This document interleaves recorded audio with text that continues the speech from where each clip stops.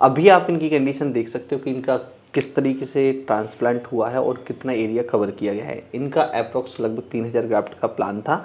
और जब भी हम कभी वीडियो में ग्राफ्ट बताते हैं तो आपको ये ध्यान रखना है कि सबकी हेड की साइज़ अलग अलग होती है। तो कभी आप इतना एरिया देखें तो किसी किसी को 3500 ग्राफ्ट आती है तो किसी को 3000 ग्राफ्ट आती है, आपके एरिया पर डिपेंड करता है। तो आप बिल्कुल निश्चिंत रहिए इस चीज़ से कि आपको जो ट्रांसप्लांट होगा ग्राफ्ट आपको बताए जाएंगे, एक्चुअल आपको बिल्कुल मेजर करके बताए जाएंगे, ठीक है। तो इनकी पहले की आप कंडीशन देखिए कि कंडीशन क्या थी, पहले इनका कितना हेयर लॉस हो चुका था, और आफ्टर की कंडीशन आप देख सकते हो। दोनों का कंपैरिजन भी कर सकते हैं कि क्या कंडीशन थी अब क्या हो चुकी है। जब हम जैसे आपको कुछ इनके एग्जिस्टिंग हेयर दिख रहे होंगे तो आपके अंदर एक क्वेश्चन आ रहा होगा कि इनका क्या होगा, तो भाई वो भी प्रॉपर ग्रोथ करेंगे। आपके अंदर भी ये क्वेश्चन आया था कि वो हमारे जो पुराने बाल थे वो कहाँ गए जाएंगे? वो ये तो मेरे अंदर भी आया था, मुझे भी लगा था कि वो दिख ही नहीं रहे हैं फिलहाल में। तो वो वाले कहाँ गए बाल? वो वाले बाल कहाँ पे गए? एक्चुअली क्या करते हैं डॉक्टर कि जो आपके एग्जिस्टिंग हेयर हैं उनको उनके आजू बाजू जो जगह होती है उस जगह पर प्लांट कर देते हैं आपके जो न्यू हेयर होते हैं। और बीच में इतना गैप होना चाहिए, उस गैप में आपके वो वाले बाल आ गए, ठीक है।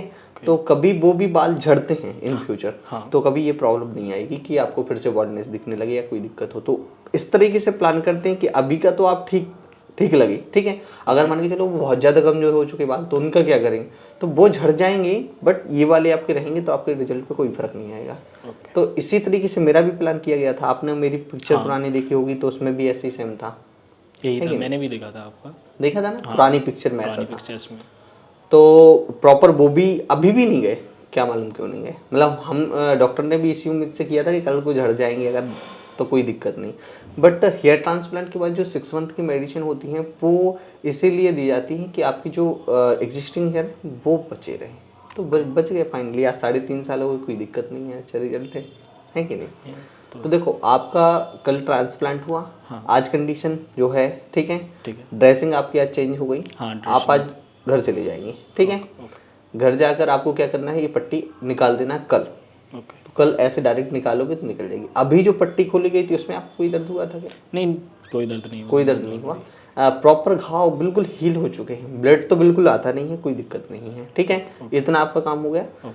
जिस दिन आपकी सर्जरी हो उसमें 7 दिन हम ऐड करेंगे, तो जो डेट आएगी, ठीक है, तो उस डेट को आपका क्या होगा, हेड वॉश होगा। हेड वॉश के लिए क्लिनिक से आपको कॉल किया जाएगा। और दूसरा ऑप्शन होता है कि मेरा भी नंबर रहेगा वीडियो में, तो आप डायरेक्ट इस नंबर पर कांटेक्ट कर लेना, जैसे अपनी पहले भी बात हुई है, ठीक है। तो हेड वॉश हम करवा देंगे।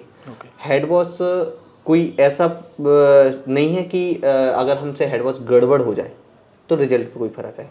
बस हमें ये ध्यान रखना है ज़्यादा रगड़दर नहीं है। जो हमारे कुछ फॉलिकल्स ऐसे रहते हैं एकदम रोहे जैसे बन जाते हैं, तो उनको हम जैसे निकालते तो पता चला कभी कभी फॉलिकल तक बाहर आ जाता है। तो उस जगह पर थोड़ा सा ऐसे ध्यान देना है कि हमें बहुत ज़्यादा नहीं रगड़ना है।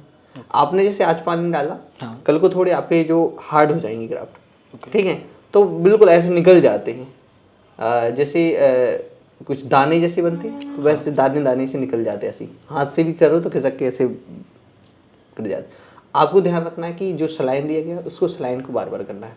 जितना अच्छा आप सलाइन करेंगे उतने ही अच्छे आपकी क्लॉट से निकल जाएंगे जो लगे हुए रहते हैं, ठीक है। 7 दिन तक की जो दवाइयाँ दी गई थी आपको, 7 दिन की दवाइयाँ 7 दिन बाद खत्म हो जाएंगी। 7 दिन से लेके उसमें 7 और ऐड करोगे तो कितने हो जाएंगी, सर्जरी से लेके 15 दिन टोटल। मतलब कि पहले दिन से लेके 7 दिन तक आपकी दवाइयाँ अलग चली जो आपके घाव को भरने वाली थी। आपके घाव कंप्लीटली भर गए, इन्फेक्शन पूरा सब रुक गया, कोई दिक्कत नहीं हुई। फिर इसके बाद जब 7 दिन के बाद फिर उसमें 7 ऐड करेंगे तो टोटल 15 दिन हो जाएंगे लगभग, ठीक है। तो 15 दिन बाद आपकी जो मेडिसिन स्टार्ट होगी, जिसमें से आपकी बायोटिन रहेगी, फिनिस्टाइड रहेगी, एक मिनोक्सिडिल रहेगा, 3 चीज़ें वो रहेंगी। मिनोक्सिडिल को आपको फ्रंट एरिया पे लगाना सुबह शाम, ठीक है, 1 ml के लगभग लगाना होता है।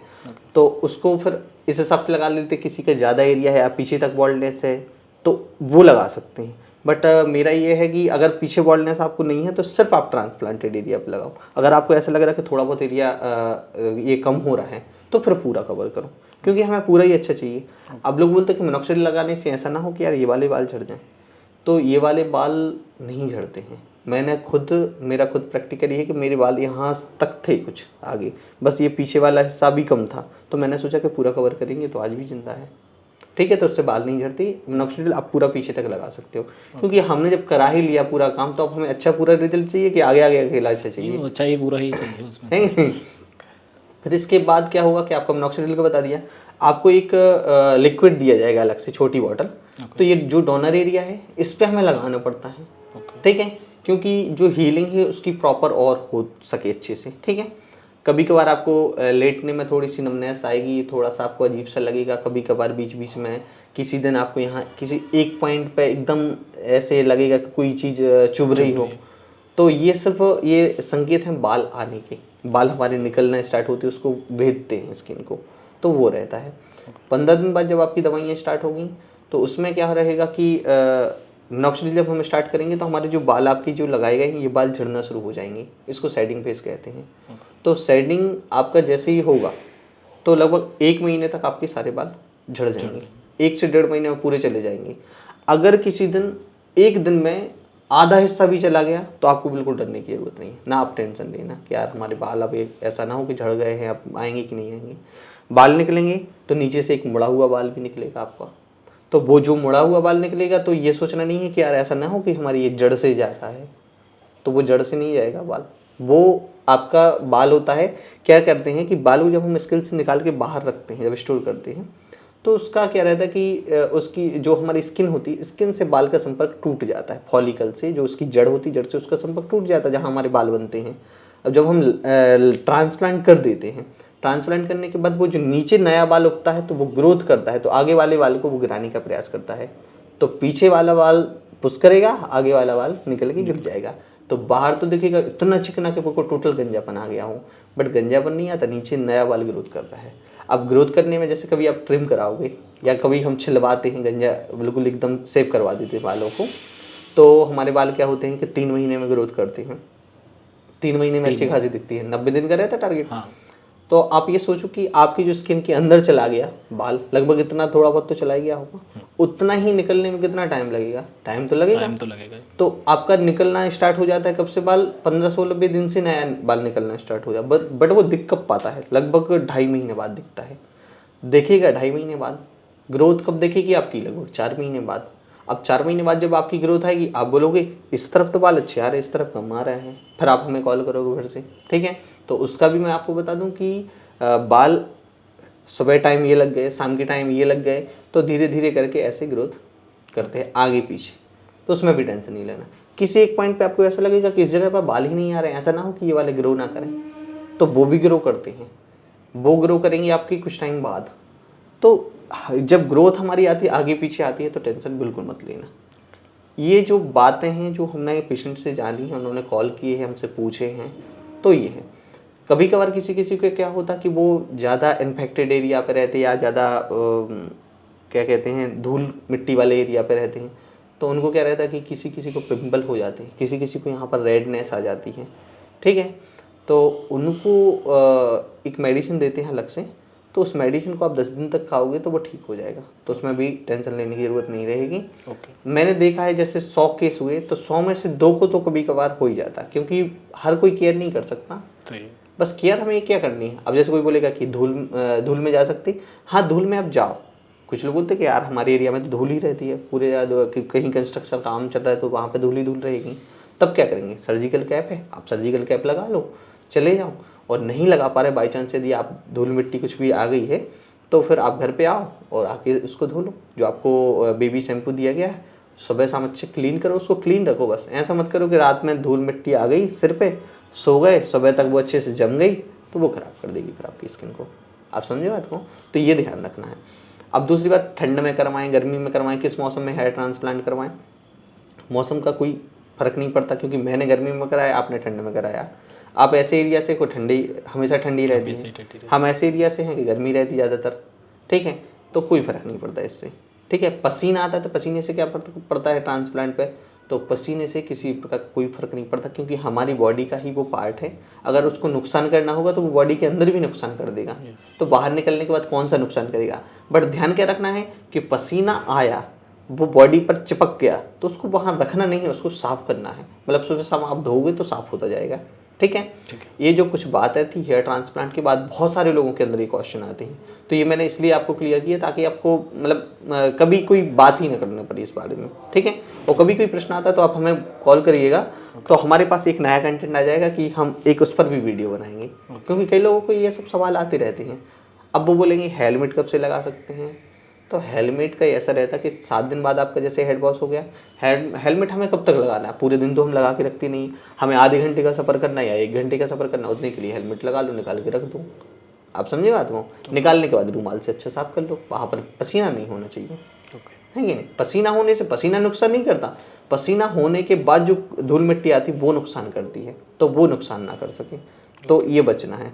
अब लोग बोलते कि यार कैप लगा सकते कि नहीं, कैप का काम है पूरे दिन लगाने का, तो कैप को ऐसा करो कि रुमाल बांध लो और ढीला कैप लगा लो, तो ये है सॉल्यूशन। इसके अलावा जैसे रुमाल को डायरेक्ट बांधते रहो, ठंड में कराने का एक फ़ायदा है कि ठंड वाला जो कैप रहता है तो उसको लगा लो, ढीला वाला, खस्ता टाइट मत लगा, तो ठंडे से भी बचोगे, धूल मिट्टी से भी बचोगे और पसीने से भी बचोगे, सब चीज़ें नॉर्मल ही रहेंगी। वहाँ पे रगड़ के कोई चीज़ पकड़े ही ना, इन चीज़ों से बचना है। खाने पीने का क्या करना है कि जो 7 दिन तक के लिए आपको बोला गया कि नॉर्मल ही खाना खाना है, तो नॉर्मल खाना आप खाओ।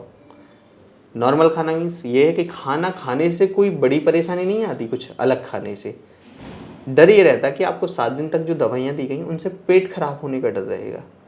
अब वो पेट खराब ना हो पाए इसके लिए क्या करते हैं कि आपको खाना नॉर्मल खाना है कि पेट खराब ना हो, बस पेट खराब होने से बचाते हैं, ट्रांसप्लांट पे कोई फर्क नहीं पड़ता। आप समझे बात को? किसी का अगर शुगर थोड़ी बहुत आगे पीछे होती तो खट्टा मीठा खाने के लिए मना करते, मीठा खाने के लिए शुगर के लिए, मसाला के लिए इसलिए मना करते पेट खराब ना हो। तो ये हो गया 7 दिन तक का बचाने का। 8वें दिन से कुछ भी खा सकते हैं।